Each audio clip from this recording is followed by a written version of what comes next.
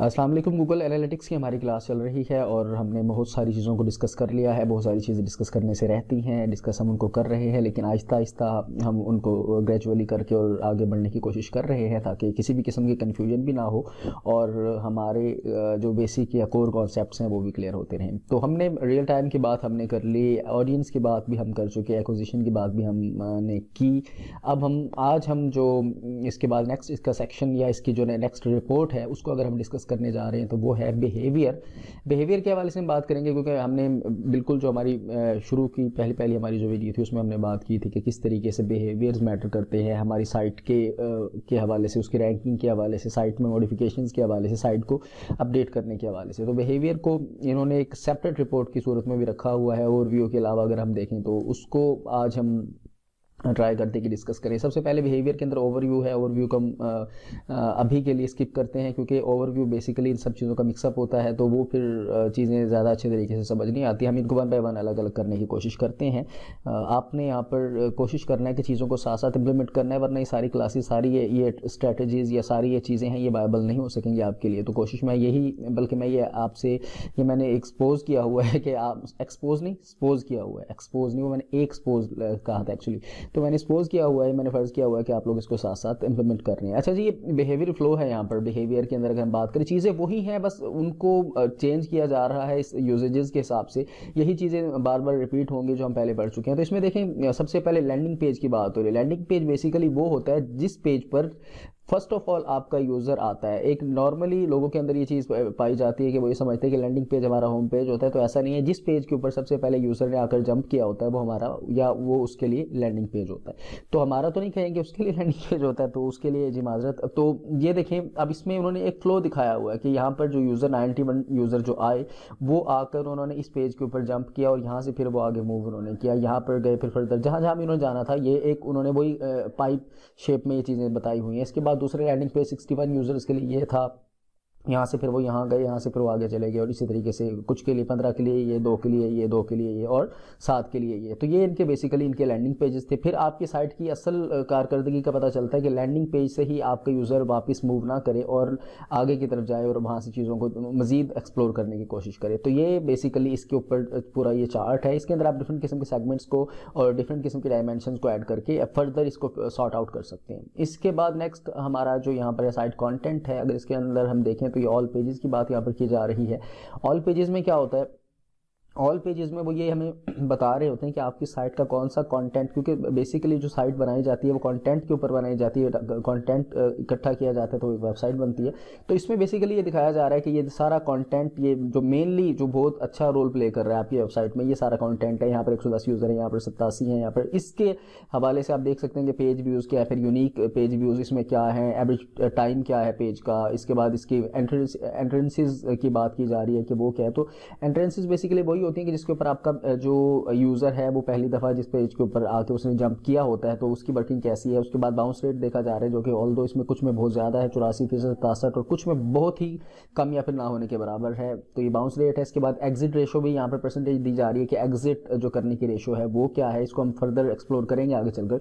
इसके बाद page value यहाँ पर, क्योंकि ये अगर हमने गोल्स वगैरह सेट किए हुए होते तो यहाँ पर हमें पेज वैल्यू भी इसकी नज़र आ रही होती है। इस तरीके से अगर आप इसको मजीद फर्दर इन पेजेस को अगर आप ड्रिल डाउन करना चाहते हैं, मतलब कि ऑल पेजेस जो हैं इनको आप फर्दर ड्रिल डाउन करना चाहेंगे तो इसके अंदर कुछ नए मैट्रिसेस भी ऐड हो जाएंगे। जब आप इनको फर्दर और डीपली इनको देखना चाहेंगे तो ये आप इनको देखें यहाँ पर।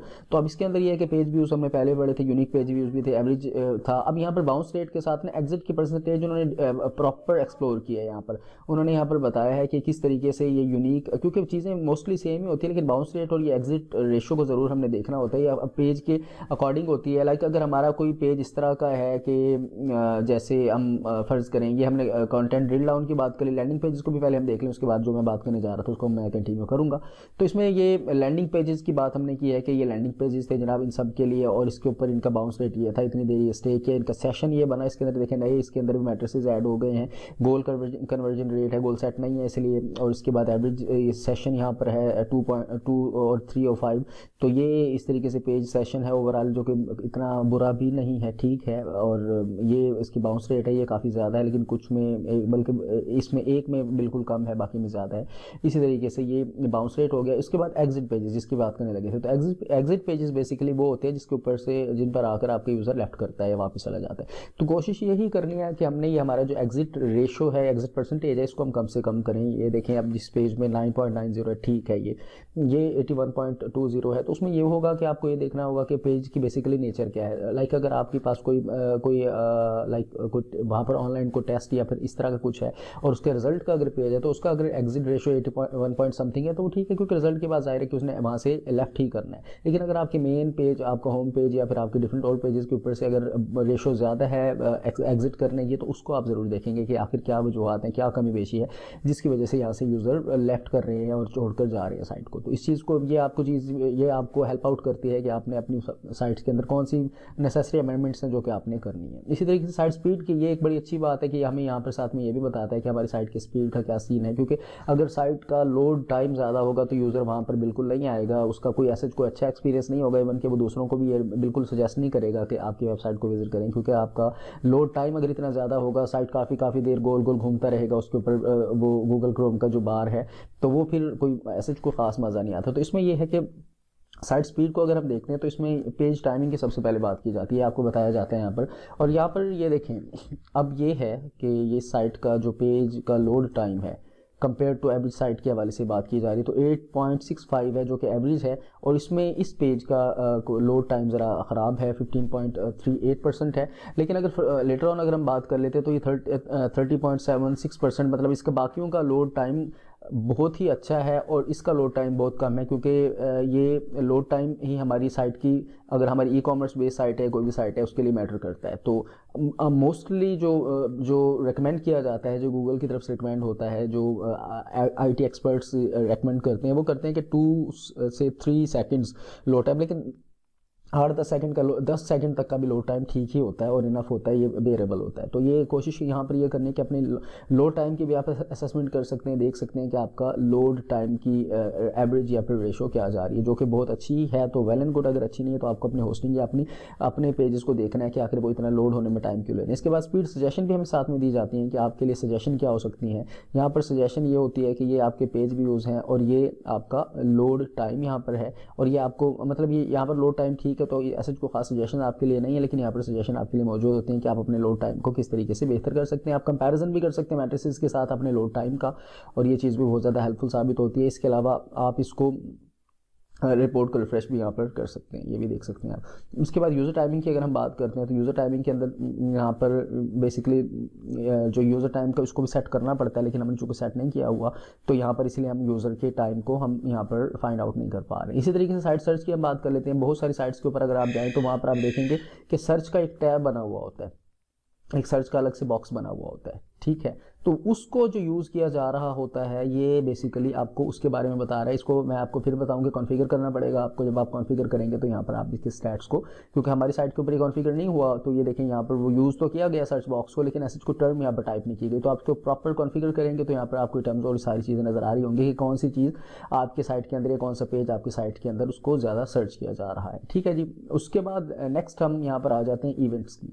इवेंट्स बेसिकली ये होता है कि इवेंट्स को जनरेट करना पड़ता है, उसको कॉन्फ़िगर करना पड़ता है। इवेंट आप जब कॉन्फ़िगर करते हैं तो देन आप जाकर फिर यहाँ से आप उसको देख सकते हैं कि इवेंट के ऊपर एक्शंस क्या हुए, लेवल्स उसके लेबल्स के ऊपर एक्शन क्या हुए, टॉप इवेंट्स आपके कौन कौन से जा रहे हैं, और उसके बाद पेजेस की अगर बात करें तो आप यहाँ पर पेजेस को देख सकते हैं। तो ये आपको इसको जनरेट करना पड़ेगा, और ये जनरेट करने के बाद आपको इवेंट फ्लो भी आप यहाँ पर पाइपिंग शेप में, जिस तरह से हमने ग्राफिकल शेप में पहले देखा, वो यहाँ पर आपको नज़र आ जाएगा। इसी तरीके से पब्लिशर की बात करें तो ये आपके लिए गूगल एडसेंस अगर आपकी साइट के साथ लिंक है, गूगल एड्स आपके साथ लिंक है साइट के साथ, देखिए एडसेंस को आपने लिंक अगर किया है तो ये तब आपके स्टैट्स जो होंगे। बेसिकली ये जो गूगल के जो टूल्स हैं ये आपस में एक दूसरे से इंटरलिंक्ड हैं, तो आपने कोशिश करनी है कि टूल्स को साथ साथ लिंक प्रॉपर करते रहेंगे, ताकि क्योंकि एक चीज़ दूसरी से जुड़ी हुई है चैन्स की तरह, तो वो फिर आपको चीज़ों को बहुत ही कॉम्प्रिहेंसिव वे में बहुत ही अच्छे तरीके से आप असेस कर पाएंगे। चीज़ों की असेसमेंट आपके लिए बहुत ज़्यादा आसान हो जाएगी।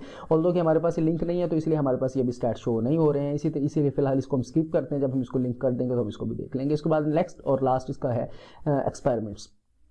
एक्सपेरिमेंट्स में ये होता था कि ए बी टेस्टिंग आपने अगर सुना हो तो ए बी टेस्टिंग बेसिकली होती है दो डिफरेंट मॉडल्स हम बना लेते हैं और उनको डिफरेंट हम रोल्स असाइन करते हैं, डिफरेंट प्रोटोकॉल्स असाइन करते हैं, डिफरेंट फिल्टर्स उनको असाइन करते हैं, फिर हम कंपैरिजन करते हैं। उनके कंपैरिजन्स को हम देखते हैं कि कौन सा ए या बी इनमें से कौन सा वो जो टेस्टर है हमारा बेहतर परफॉर्म कर रहा है। तो बेसिकली अब ये यहाँ पर पहले ये टूल यहाँ पर अवेलेबल था, लेकिन अब इसको इन्होंने गूगल ऑप्टिमाइज पे शिफ्ट कर दिया है, तो वहाँ पर आप इसको फर्दर मजीद एडवांस लेवल पर जाकर देख सकते हैं और इससे आप चीज़ों को इम्प्लीमेंट कर सकते हैं, चीज़ों को फाइंड आउट कर सकते हैं, चीज़ों को आप अच्छे तरीके से देख सकते हैं। तो ये हमारा आज का जो टॉपिक था वो था बिहेवियर के हवाले से, और मैं ये यकीन रखता हूँ कि आपने रियल टाइम ऑडियंस और एक्विजिशन को कर लिया होगा। फिर वही बात की चीज़ों को प्रैक्टिकली करेंगे तो बहुत ही अच्छा है, अगर प्रैक्टिकली नहीं करेंगे तो इन चीज़ों का कोई फ़ायदा नहीं है। मैं रिकमेंड करूँगा आपको कि इस वीडियो को आप बिल्कुल छोड़ जाए। तो इमरान से इस चैनल को सब्सक्राइब कीजिएगा, लाइक और शेयर कीजिएगा इस वीडियो को। और हमारा इसके बाद कन्वर्जन रह गया, कन्वर्जन का भी वही है कि उसको भी हमें सेट करना पड़ेगा। कन्वर्जन जब सेट होंगी तब ही हम उसको कर सकेंगे। तो देखते हैं, इसको स्किप करना है थोड़ा बहुत, आपको इसका ओवरव्यू हम दे दें। तो फिलहाल के लिए इतना ही, ख्याल रखिएगा, अल्लाह हाफिज़।